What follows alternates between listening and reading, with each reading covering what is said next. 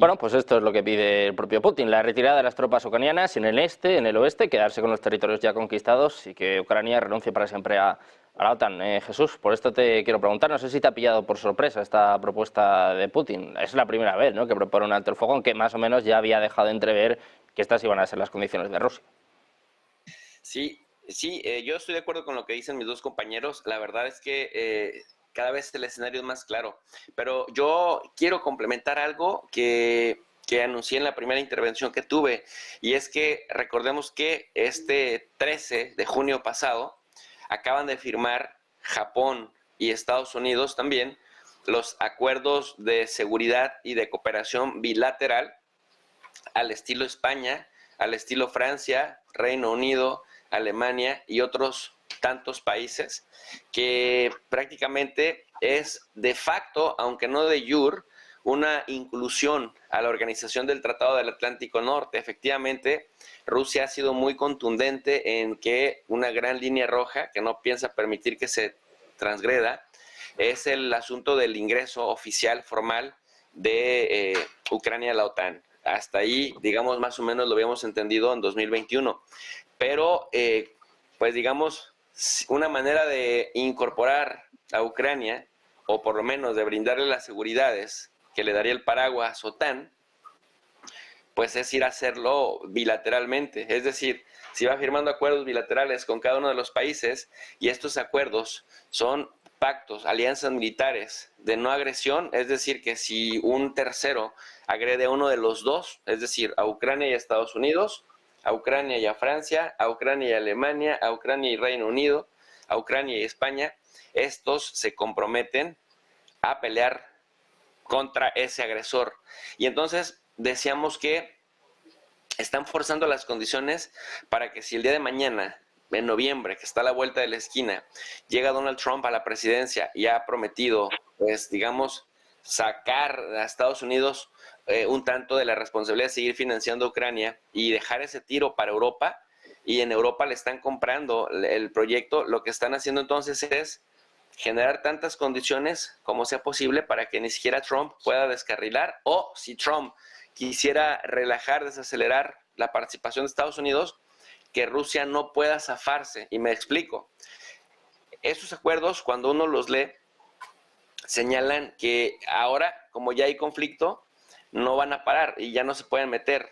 Entonces, una de dos, o a Rusia le conviene prolongar estos acuerdos hasta donde tenga que llegar, o Antonio lo decía muy bien, ¿no? La desarticulación del ejército de Ucrania, que cada vez se ve más débil, pero también hacer hincapié en que en Ucrania se ha destruido, y creo que desde la Segunda Guerra Mundial no ocurría, una gran cantidad, un gran porcentaje de su infraestructura energética. Entonces, ¿qué Ucrania va a quedar para mañana? Pues una sin soberanía, una sin infraestructura energética, una endeudada en default técnico, y una a donde los fondos de inversión puedan llegar con una mano en la cintura y repartirse las mejores tierras, repartirse las zonas estratégicas para hacer sus negocios más prósperos, es decir, una Ucrania sin total soberanía. Pero esto a Rusia le prende un foquito rojo, porque prácticamente Putin sabe que una vez que se acabe, una vez que haya retirada, una vez que haya alto el fuego, armisticio o acuerdo de paz, va a ser muy difícil volver a hacer lo que hizo en Ucrania en 2022, a menos que quiera entrar a una guerra directa con los países que uno por uno han ido incorporando de facto a Ucrania en la OTAN, porque pues prácticamente las garantías son muy parecidas a una membresía en la OTAN. Ahora, yo quisiera saber, ¿no?, si de pronto España estaría dispuesta a mandar gente en 3, 4, 5 años a pegarse una guerra contra Rusia para rescatar a Ucrania, o si lo hace en el marco o en el entendido de que Francia, de que Alemania o Reino Unido también lo harían. Entonces le están poniendo, decimos en México, la vara muy alta al asunto, de tal suerte que una de dos, o termina con el total exterminio del ejército ucraniano y consolida el dominio ruso en las 4 provincias, más lo que ya sabíamos de poner un paraguas protector en Crimea, o prácticamente Rusia está claro en que con estos acuerdos, que también son un punto de no retorno, ya no habrá un siguiente 2022 porque esto que están haciendo e incorporar a Ucrania a la OTAN es prácticamente lo mismo. Así que por las dos partes, digamos, están escalando y están aproximándose a ese punto que ya estamos observando, Sergio.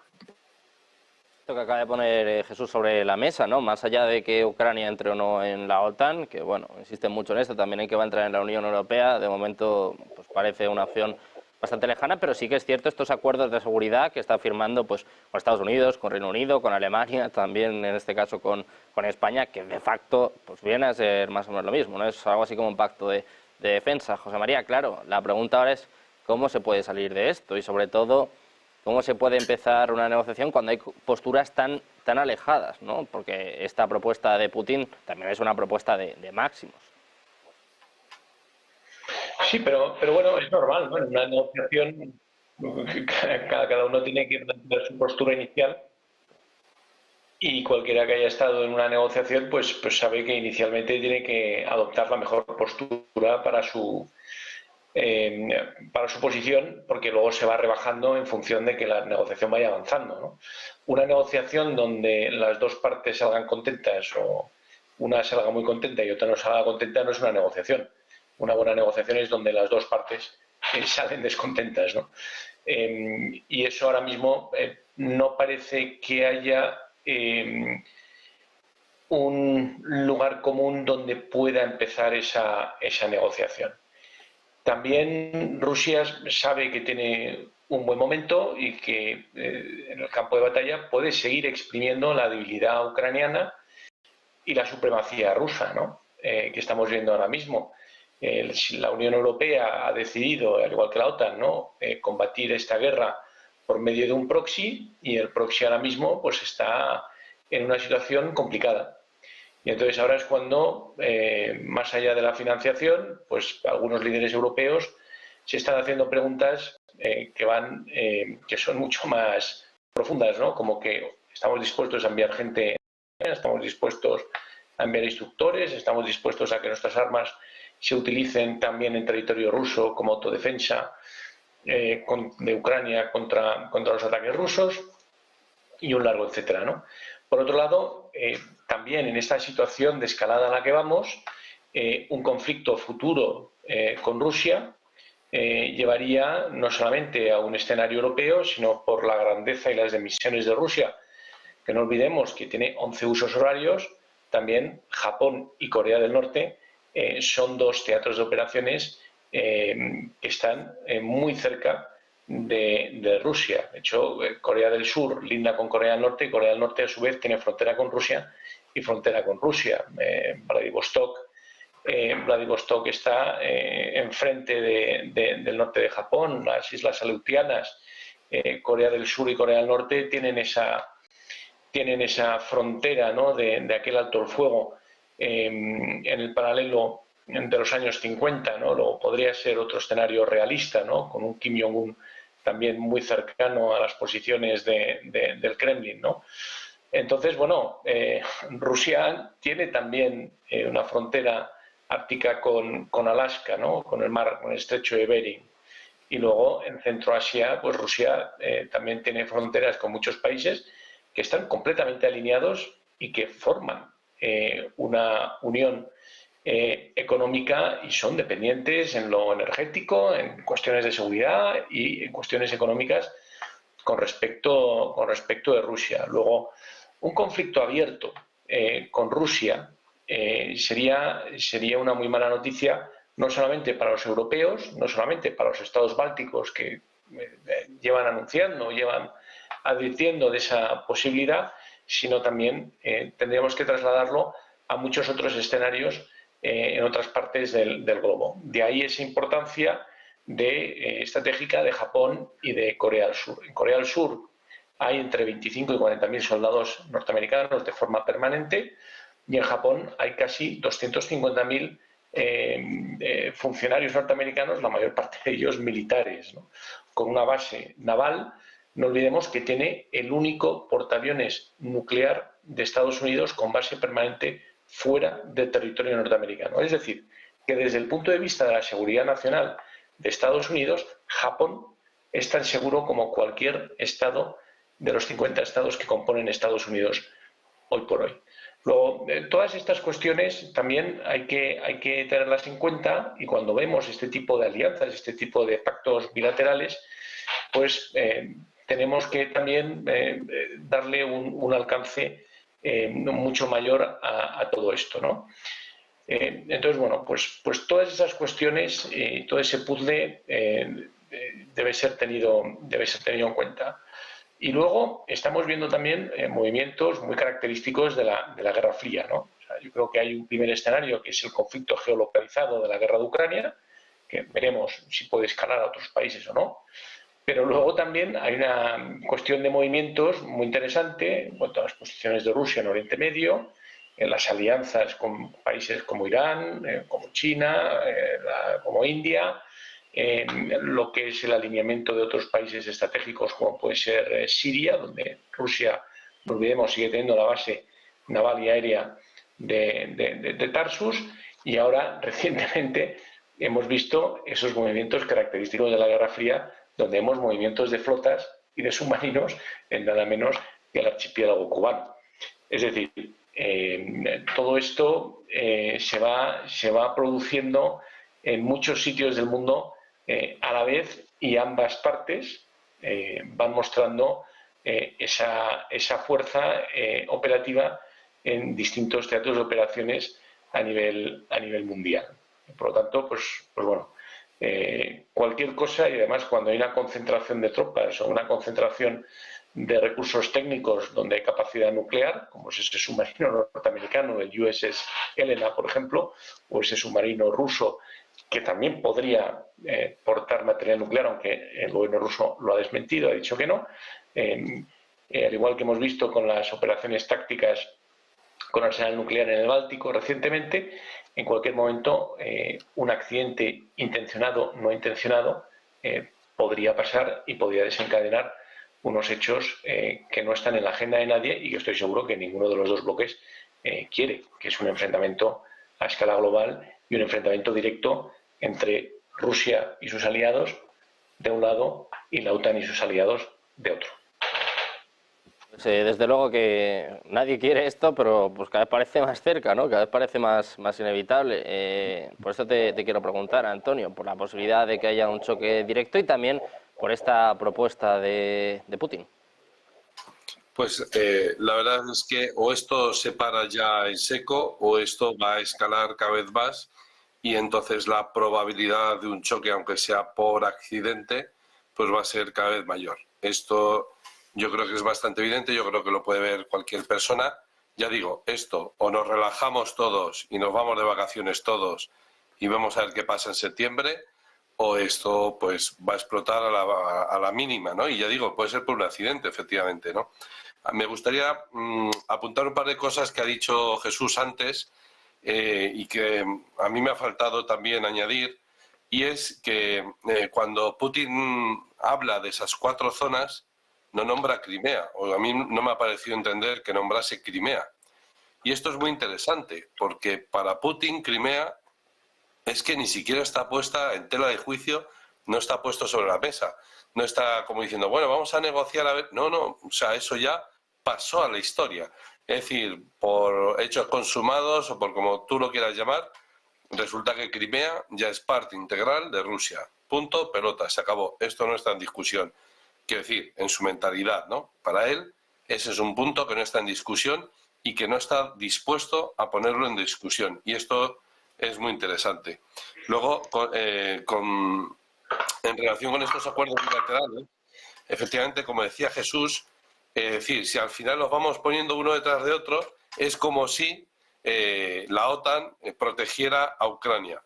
Cuidado, porque eso es hacerse trampas en el solitario y querer engañar a Putin. Y se puede querer engañar a mí o a cualquier otra persona, pero querer engañar a Putin no tiene ningún sentido, puesto que ya vemos de lo que es capaz de hacer, ¿no? Él ha demostrado, no con palabras, sino con hechos, hasta dónde está dispuesto a llegar por defender lo que él considera que es justo, ¿no? Entonces, si él considera que le han engañado, pues nada, es decir, adelante, ¿no? Y hay una cuestión y es que si Estados Unidos se retira de ese acuerdo, porque Donald Trump viene y se retira de ese acuerdo, efectivamente, a día de hoy son 18 estados los que han firmado ese acuerdo bilateral, y es de suponer que entre la cumbre de Suiza y la de Washington el 9 y el 11 de julio, pues otros muchos más países se sumarán a esos acuerdos bilaterales, etcétera. Bien, la cuestión es que es una diferencia muy sencilla, y es que paraguas nuclear como tal solo lo puede ofrecer Estados Unidos a Europa. Es decir, solo Estados Unidos puede ofrecer a Ucrania la disuasión nuclear. Es decir, eso de, ojo, cuidado, Rusia, no me ataques, porque si me atacas a mí, viene mi primo el de Zumosol, el de Estados Unidos, y entonces él me va a defender con el paraguas nuclear, etcétera.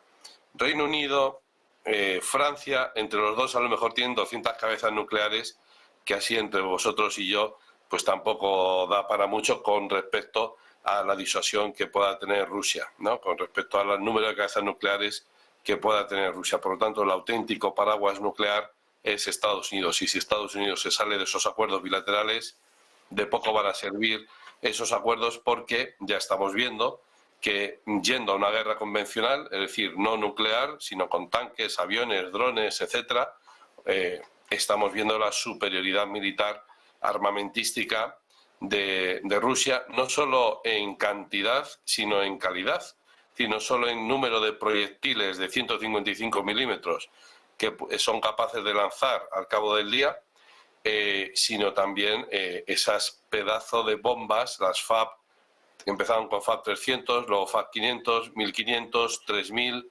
9000, la 9000 kilos de bomba, de explosivos, pues, en fin, eso todavía creo que no se ha usado, la FAB 3000 creo que sí, pero son bombas, señoras bombas, es decir, ¿qué se puede hacer contra eso, no?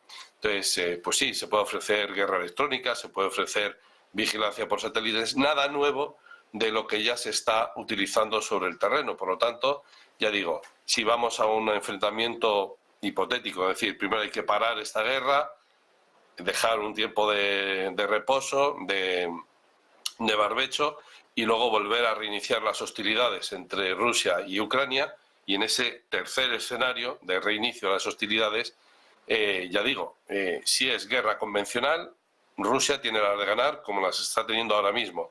Si Estados Unidos ofrece su paraguas nuclear, a lo mejor ahí ya estamos hablando de otro escenario. Pero desde luego, en ese escenario de guerra convencional, y lo está demostrando Rusia todos los días, quien tiene las de ganar es Rusia. Y otra cuestión acerca de esos tratados. Falsamente, y salvo que yo esté equivocado, y aquí hay gente más experta que yo en derecho internacional, salvo que yo esté equivocado, encima, arriba, el título del acuerdo entre ambos es agreement, o bilateral agreement, o lo que sea, pero es acuerdo. No es Memorandum of Understanding ni nada que se le parezca. Y aquí en España los medios de comunicación se han esforzado mucho en explicarlos que, bueno, este acuerdo no ha tenido que pasar por el Congreso y el Senado porque, claro, como no es un tratado internacional, pues no hace falta.